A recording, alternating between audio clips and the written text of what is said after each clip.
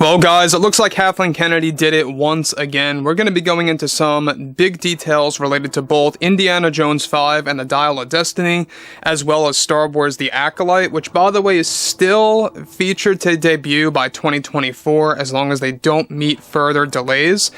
And on top of that, we have a lot of things going on with Leslie Headland and more. This is Mike Zero. Subscribe if you're new and like this video to see future Star Wars updates. I'm also on Twitter at Mike01. I thank you also very much for the great and kind support.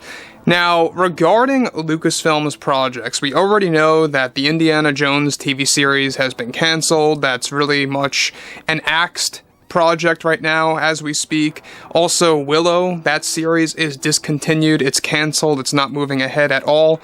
This is so that Lucasfilm can primarily focus on Star Wars and only that franchise specifically to really kind of just boost up their momentum of productivity.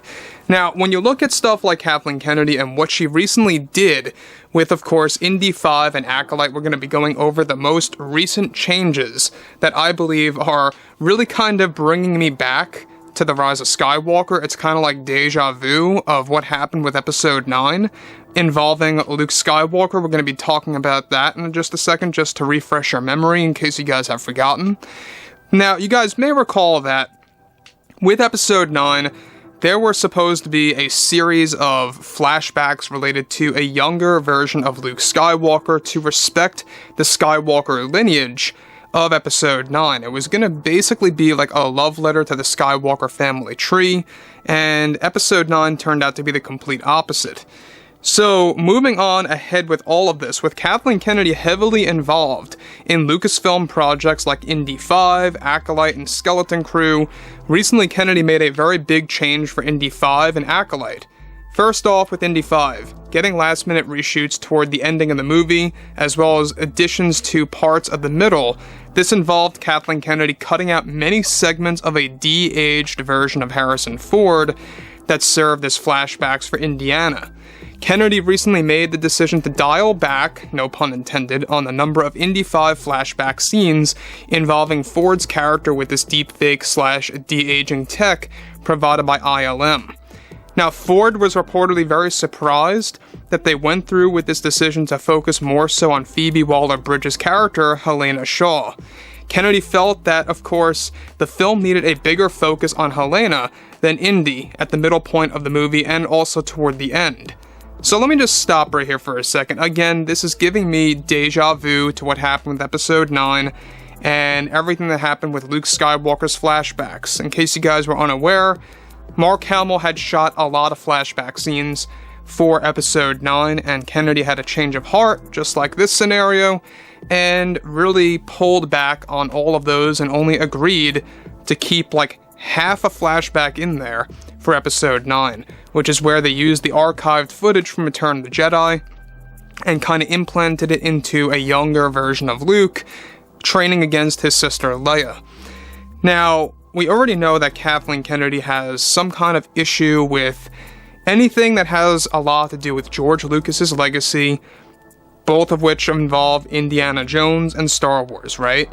And you know, if it were up to her, I almost feel like that, you know, she would try to make an American Graffiti remake and just kind of just mock him in some way. I don't even know. But when you look at stuff like this, in addition to all of these recent changes to Indy 5 and how it also, you know, kind of mirrors to what happened with Episode 9, this just goes to show you that I don't know what her deal is, why she decides on one thing and then has a change of heart way later on. It's like dangling a carrot, not just to the audience, but also to the cast and the crew working on these projects. Further, in addition to her latest decision-making at Lucasfilm, Kennedy also presented test footage to the Disney executives involving the Acolyte for a Sith temple training sequence where two Sith Lords are fighting against each other, where the stunts and cinematography were described to be very underwhelming with a very low-budget nature. The two Sith that fight against each other, where one, of course, is using an umbrella lightsaber against a Sith wielding a crossguard similar to Kylo Ren's, is said to have not only been bad acting, but terrible dialogue written by Leslie Headland, and that Disney has lost all confidence in Leslie Headland's writing style of The Acolyte. Now, I'm not surprised there. If you guys go ahead and look at Leslie Headland's past, how she talked about the fans, how she talked about the franchise, she herself openly made it clear that she has never seen all of the prequel trilogy movies from start to finish.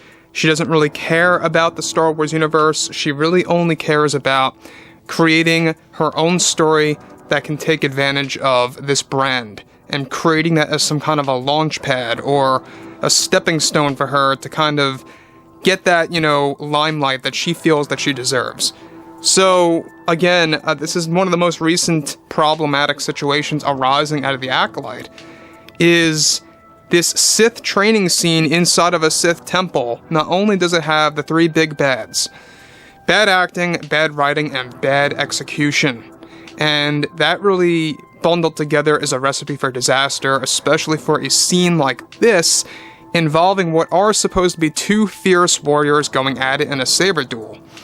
Now, granted, given that Kathleen Kennedy is really still having a tough time with the Acolyte and Indy 5, mind you, this really does kind of raise a lot of concerns over what kind of backlash will Indy 5 get if it really turns out to be this bad. Is it going to be on the same level of The Last Jedi? Will Indy 5 just be an okay movie where it kind of gets a reception similar to The Rise of Skywalker? Yeah, that's very possible too. It's really hard to say. It's also possible that this movie turns out to be decent with a couple of terrible scenes thrown in there.